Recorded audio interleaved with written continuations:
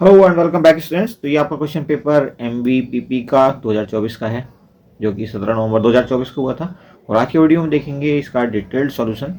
ये basically part 2 है। इससे पहले पार्ट 1 में हमने काफ़ी डिटेल में आपको सवालों को समझाया था, जो आपने काफ़ी पसंद किया। तो उम्मीद करते हैं कि ये भी आपको बहुत पसंद आने वाला है। वीडियो ज़्यादा लंबा नहीं रखेंगे, 20-25 मिनट तक हार्डली रखेंगे, ठीक है। चाहे भले ही हमें वीडियो के 4-5 पार्ट बनाने पड़े। ओके, एनीवेज चलिए शुरू करते हैं। क्वेश्चन नंबर 18 से 17 तक के क्वेश्चंस आप पहले पार्ट में देख सकते हैं, जिसका लिंक आपको डिस्क्रिप्शन बॉक्स में मिल जाएगा। ओके, ये रहा आपका क्वेश्चन नंबर 18। क्या कहता है? The average age of husband and wife at the time of their marriage was 25 years. After 7 years the average age of the husband wife and son is 22 years. The present age of son is. अब देखो, average अगर हमें कहीं पे निकालना है तो total निकाल लेते हैं। जैसे यहाँ पे एज की बात हो रही है, टोटल एज, और नंबर ऑफ पीपल, कितने लोगों की बात हो रही है, उसको अगर हम नंबर ऑफ पीपल से डिवाइड कर देंगे टोटल को, तो हमें एवरेज मिल जाएगा। जैसे यहाँ पे हस्बैंड और वाइफ का eight the time of their marriage average जो दिया हुआ है वो दिया 25 साल। तो यहाँ हम लिख सकते हैं एवरेज के नीचे 25 बराबर के नीचे बराबर निशान, टोटल एडिशन। ठीक है, टोटल एडिशन से आप शॉर्ट में टी ए कह लो। टोटल एडिशन, उनकी एज का जो एडिशन है वो, और नंबर कितने कितने लोग हैं वो दो, एक हस्बैंड एक वाइफ। तो यहाँ से हम जो टोटल निकाल सकते हैं T A, total of age ऐसा कह सकते हो आप, या टोटल एडिशन कह लो। तो वो हो गया 50 साल, यानी कि दोनों की जो एज मिलकर हो गई थी उस समय जब उनकी शादी हुई, 50 साल हो रही थी। ठीक है जी। अब उनका एक बच्चा भी हो गया इस दौरान। 7 साल बाद की बात हो रही है। तो 7 साल बाद जो हस्बैंड था उसकी एज जब शादी के टाइम पे एच थी, है ना, और वाइफ की कितनी थी, सपोज डब्लू थी, दोनों मिलाकर कितने हो रहे थे, 50 साल। ठीक है, लेकिन अब क्या हो गया, अब ये हस्बैंड भी H+7 हो गया और वाइफ भी W+7 हो गई है। इस दौरान इनका एक सन भी हो गया। इन सबकी जो एवरेज आ गई है वो 22 साल हो गई है। यानी कि इन सबका एडिशन कितना होगा, 22 × 3, यानी कि 66 साल।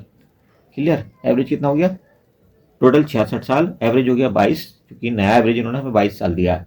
ठीक है, तो अब ये 3 हो गए हैं, तो 3 से मल्टीप्लाई कर दो 22 को, इसका मतलब 66। मतलब इसी फार्मूले से आप ये 66 को ले आए हैं यहाँ पे। ठीक है जी। तो इन तीनों की एज का एडिशन अब कितना हो गया, 66 हो गया है। तो यहाँ पे देखो 7 ही है, 7 ही 14, और हस्बैंड H+W की जगह हम रख सकते हैं 50। उसके बाद 7 ये रखा तो यहाँ रख दो, ये वाला 7 भी आप यहाँ पे रख दो। बचता है आपका S बराबर हो गया 66। क्लियर है? यहाँ तो सब कुछ क्लियर है आई थिंक।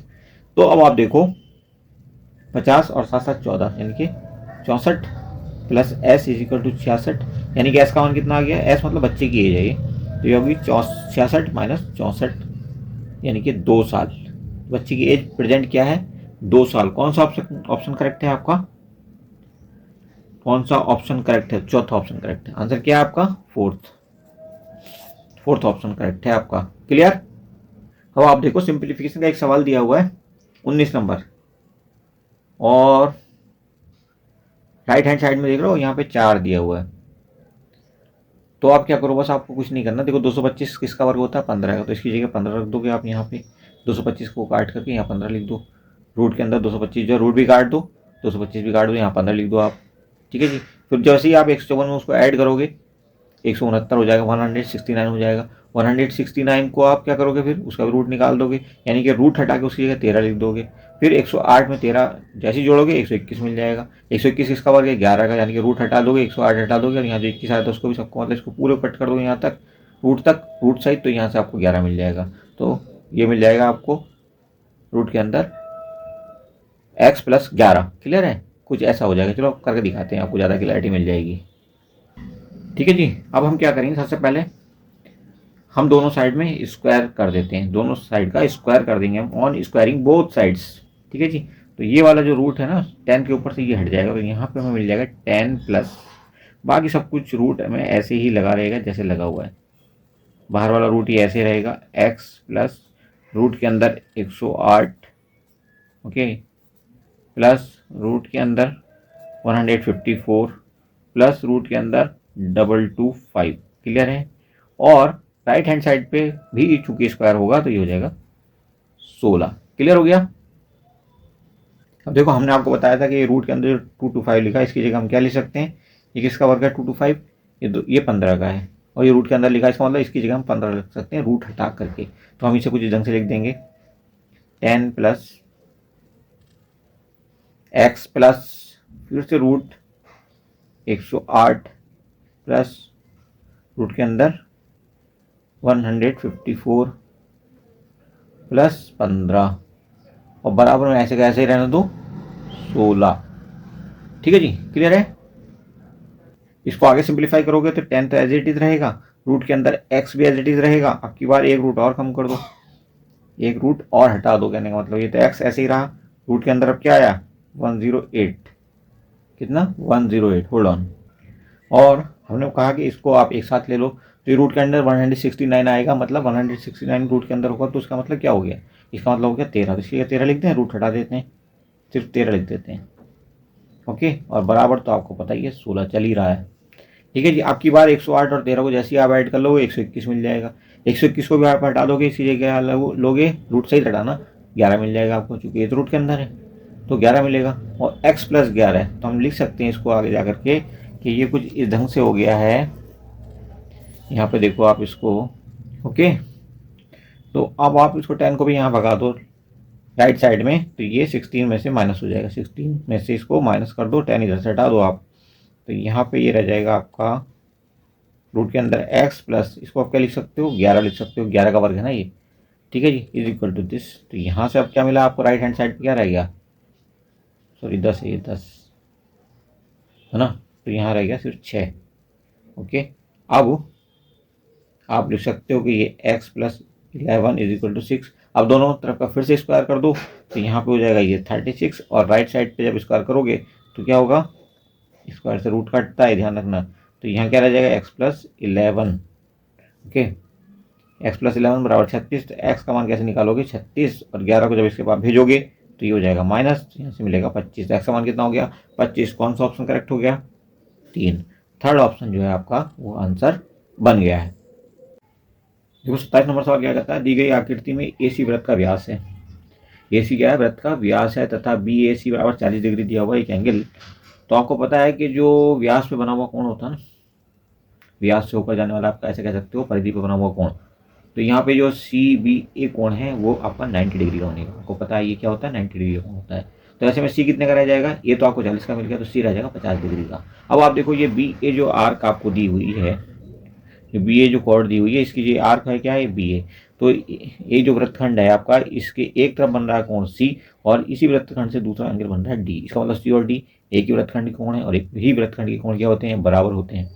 तो ये C अगर 50 है तो D भी कितना हो गया 50। तो कौन सा ऑप्शन करेक्ट हो जाएगा आपका दूसरा। क्लियर है, ये कुछ समझाने की जरूरत है। नेक्स्ट सवाल आपका बहुत मजेदार सवाल है, a cube plus b cube sorry x cube plus y cube plus z की क्यूब बराबर 13 दिया है। एक्स प्लस वाई जेड का भी मान दिया, x plus y plus z का भी मान दिया, और एक्स वाई जेड का भी मान एक ही दिया है। ठीक है, तो हमें बताना है x Y plus Y Z plus Z x का मान क्या होने वाला है। तो आपको पता होना चाहिए कि अगर हम x cube plus y cube plus z cube minus 3xyz लिखें तो इसका एक्सपेंशन क्या होता है, पहले ब्रैकेट में a प्लस बी, दूसरे ब्रैकेट में a square plus B square plus C square minus A B minus B C minus C A. चलिए लिख के बताते हैं, आपको ज़्यादा क्लैरिटी मिल जाएगी।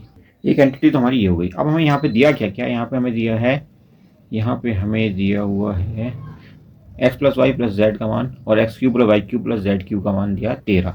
इसका का मान क्या दिया 13, तो यहाँ 13 लिख देते हैं, माइनस 3 इंटू एक्स वाई और जेड का मान क्या दिया, x into y into z का मान दिया 1। तो 13 माइनस 1 कितना रह गया 10, ऐसे कह सकते हो ना आप। तो यहाँ पे आप ऐसे लिख दो 10 इज इक्वल टू, यहाँ से देखो x plus y plus z दिया हुआ है आपको, इसकी वैल्यू कितनी दी हुई है, इसकी वैल्यू दी है फिर से 1। X plus y plus z की वैल्यू कितनी दी हुई है 1 दी है, तो यहाँ पर 1 रख देते हैं इसके बदले। और दूसरे ब्रैकेट में हमारे पास है x square plus y square plus z square, है ना, minus x y minus y z minus z x. Clear है, यहाँ तक सब कुछ क्लियर है। ठीक है, तो आप लिख सकते हो 10 is equal to x square plus y square plus z square minus x y minus y z minus z x. Clear, इसको हम कह देते हैं कि हमारी समीकरण नंबर 1 है। कौन समीकरण है 1 नंबर। ठीक है जी, अब आपको एक चीज़ और पता होगी, अगर हम a प्लस बी प्लस सी का होल स्क्वायर कर दें, a प्लस बी प्लस सी का होल स्क्वायर कर दें, तो ये किसके बराबर हो जाता है, ये बराबर हो जाता है आपका a square plus B square plus C square, a square plus B square plus C square, okay, minus 2ab, sorry plus है ना सब जगह, तो यहाँ पे ए बी 2BC और प्लस 2CA ऐसे लिख सकते हो आप। क्लियर है? इसे आप करो कि इक्वेशन नंबर 2 है। ये कौन सी इक्वेशन है? 2। ठीक है जी। अब यहाँ से हम ऐसे निकाल सकते हैं A² plus B² plus C², इसको इधर शिफ्ट कर दो। Okay, A plus B plus C का होल स्क्वायर, और इसको इधर शिफ्ट करोगे तो ये हो जाएगा -2AB minus 2BC minus 2CA। Clear? ऐसे सेग्रीगेट कर दो ताकि आप कंफ्यूज ना हो जाओ कि कौन सी लाइन कहाँ पे है। ठीक है जी। अब यहाँ पे हमें A² plus B² plus C² का जो मान मिला है वो, ये A की जगह रखा हमने x, B की जगह रखा y और C की जगह z रखा है। तो यहाँ से रिप्लेस करते हैं हम इसको, या आप कह सकते हो कि हमारे पास एक्स वाई जेड की फॉर्म में होता ये अगर, तो हमें क्या मिल रहा होता? x² plus y² plus z² बराबर a plus x plus y plus z का होल स्क्वायर माइनस 2 भी बाहर ले लें क्या? ले लो, थोड़ा शॉर्ट हो जाएगा लिखने में। A B plus B C plus C A, 2 बाहर हमने कॉमन लेके लिख दिया तो इस फॉर्म में मिल गया। लेकिन आपको पता है कि ये x² plus y² plus z², तो यहाँ पे भी हमारे पास इक्वेशन 1 में ये, तो इसकी जगह हम ये रख दें RHS यहाँ से उठा करके। हाँ, रख सकते हैं? नहीं रख सकते? रख देते हैं, चलिए। तो हमारे पास समीकरण नंबर 1 का जो रूप होगा वो कुछ इस ढंग से हो जाएगा। 10 तो यहीं रहेगा एज इट इज़, और सॉरी यहाँ पे लिखते हैं 10 एज इट इज रहेगा, इज इक्वल टू यहाँ इसकी जगह रख देंगे हम ये, यानी कि x plus y plus z का होल स्क्वायर माइनस इसको वापस लिख दो 2AB माइनस 2BC, 2 को अंदर लेके लिख दो मतलब, और माइनस 2CA लिख सकते हैं या नहीं लिख सकते? ठीक है जी। और इधर से क्या दिया हुआ और इसके पास अलावा यहाँ पे ये minus XY minus YZ minus ZX, ठीक है, ये और दिया हुआ है तो ये भी इसमें जुड़ जाएगा, है ना। तो ये हो जाएगा आपका 3AB 3BC माइनस 3CA। ठीक है, कितना हो गया? 3AB 3BC और 3CA, ऐसे करके हो गया ये। तो ये नया रूप मिल गया हमें, इक्वेशन नंबर 3 कह लें हम इसको, है ना। 3 कहने में क्या दिक्कत? 3 करो ज़्यादा अच्छा, थोड़ा नया नाम मिल जाएगा इसको। ओके, अब हम इसको आगे सॉल्व कर लेते हैं। हमें पता है कि x plus y plus z हमें दिया हुआ है कितना? 1। इसको रिप्लेस कर देते हैं। अब यहाँ पे एक पॉइंट बना कि ये ए बी की जगह तो हम ए की जगह तो एक्स लिख सकते हैं, बी की जगह वाई और सी की जगह जेड, तो इसको आप रिप्लेस कर लेना। ये चलो हम करके दिखा देते हैं कैसे करते हैं आगे। पहले हम इसको पूरा लिख लेते हैं, फिर रिप्लेस करके आगे आंसर कर देते हैं। ये हमने एज लिख दिया इक्वेशन नंबर 3 को। अब हम एक्स वाई और जेड की वैल्यू रख देते हैं, तो ये है 1, तो 1 का हो जाएगा स्क्वायर माइनस 3। यहाँ पे हम क्या लिखेंगे? एक्स वाई, ए की जगह रखेंगे एक्स, बी की जगह वाई, ऐसे ही बी की जगह वाई और सी की जगह जेड माइनस 3, सी की जगह जेड और ए की जगह एक्स। ठीक है जी। तो आप कह सकते हो कि 1 माइनस 3 बाहर ले लो, ये हो गया x Y plus Y Z plus Z x. ठीक है, और इधर क्या चल रहा है? इधर तो 10 चल ही रहा है, तो इसको 10 रखा रहने दो। इसको आप इधर शिफ्ट करोगे तो ये बचेगा 9 इज इक्वल टू माइनस का 3 और ब्रैकेट के अंदर x Y plus Y z z y और प्लस जेड एक्स। क्लियर? अब ये 9 है इधर, इधर इसको ले जाओ तो ये बचेगा माइनस का 3 is equal to X Y, bracket आप खोल दो, जरूरत नहीं है, Y Z plus Z X. तो Y X Y plus Y Z plus Z x का मान कितना है? माइनस का 3। और आंसर कौन सा करेक्ट हो जाएगा हमारा? आंसर ये दिया हमें ऑप्शन 4 में, तो ऑप्शन 4 आपका होगा आंसर। क्लियर?